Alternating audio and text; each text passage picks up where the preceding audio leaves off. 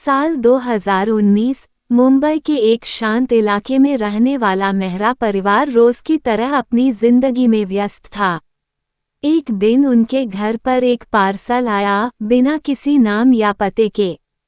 Parcel के अंदर एक पुरानी रेगडी एन टाइप की गुड़िया थी, जिसकी आंखें अजीब सी कांच की थीं और उसके कपड़े बेहद मैले और पुराने थे। घर की छोटी बेटी रिया ने उसे देखकर खुशी से चिल्लाया, मम्मी, मुझे ये डॉल बहुत पसंद है। मम्मी ने भी सोचा, किसी ने शायद बर्थडे गिफ्ट भेजा है। पहले दिन से ही अजीब बातें होने लगी। रिया की मम्मी को लगा जैसे कोई रात में सीढ़ियों पर चल रहा है, लेकिन जब देखा तो कुछ नहीं था। रिया ने बताया कि गुड़िया उससे बातें करती है। माँ ने इसे बच्चों की कल्पना समझकर टाल दिया। 2 हफ्ते बाद घर की नौकरानी ने नौकरी छोड़ दी। वह बुरी तरह डरी हुई थी। उसने कहा, मैंने उस गुड़िया को चलते हुए देखा। उसकी आंखें मुझे घूर रही थीं। अब मेहरा परिवार को भी शक होने लगा।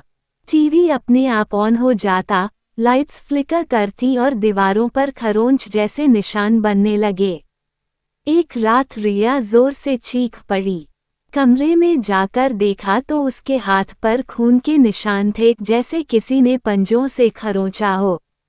पंडित बुलाया गया। उसने गुड़िया को देखकर कहा, ये साधारण चीज नहीं है, इसमें कोई आत्मा बसी है और ये बहुत क्रोधित है। पंडित ने हवन किया, पर हवन के दौरान धूपदान अचानक उलट गया और आग लग गई। पूरे घर में धुआं भर गया और पंडित बेहोश हो गया।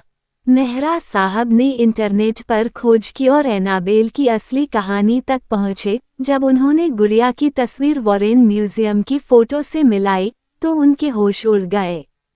एक पुराना दोस्त जो अमेरिका में रहता था, उसने बताया कि 2018 में म्यूजियम में चोरी हुई थी और कुछ चीजें लापता थीं।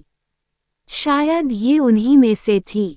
अब घर में अशुभ घटनाएं तेज हो गईं। एक बार तो घर का पालतू कुत्ता अचानक छत से नीचे गिरा। किसी ने उसे फेंका नहीं था, मगर वो मरा हुआ मिला। रिया की तबीयत बिगड़ने लगी।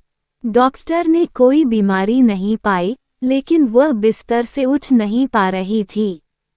उसकी आंखें खाली और डरावनी हो गई थीं। एक दिन रिया ने अचानक अलग आवाज में बोलना शुरू कर दिया, तुमने मुझे कैद किया, अब मैं सबको ले जाऊंगी। अब मेहरा परिवार ने एक अंतर्राष्ट्रीय पैरानॉर्मल टीम को बुलाया।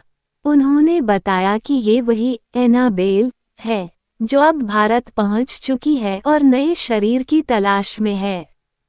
रात भर चला तांत्रिक अनुष्ठान, जिसमें घर की खिड़कियां अपने आप खुलती, दीवारों से खून जैसा तरल बहता और हर एक दिया बुझ जाता।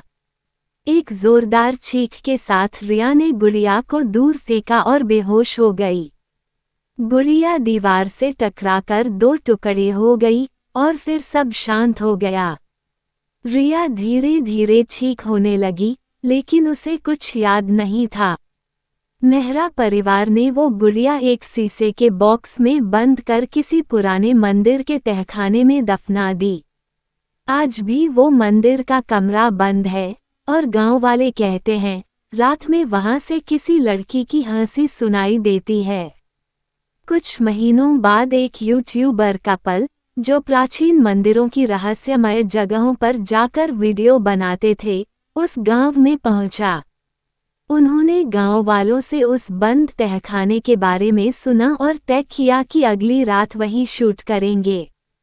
रात के अंधेरे में, हाथ में टॉर्च और कैमरा लिए वे मंदिर के उस पुराने तहखाने की सीढ़ियों से नीचे उतरे।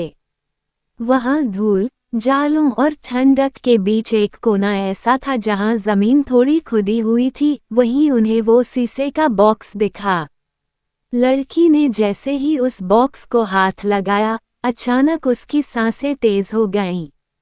उसने अपने साथी से कहा, यहाँ कुछ है, बहुत भारी और गहरा। लेकिन लड़का हंसते हुए बोला, अरे ये बस एक पुरानी डॉल है, इसे उठा लेते हैं वीडियो के लिए। जैसे ही उन्होंने डॉल को बाहर निकाला, मंदिर की घंटियां अपने आप बजने लगी और कैमरा झटके से बंद हो गया। दोनों घबरा गए, लेकिन वीडियो के लालच में वो डॉल को साथ ले गए। उस रात के बाद से उनके वीडियो में अजीब आवाजें आने लगीं, स्क्रीन पर एक चेहरा झलकने लगा और लड़की अचानक नींद में किसी और भाषा में बोलने लगी, एक आवाज जो कहती थी, अब तुम मेरे साथ हो।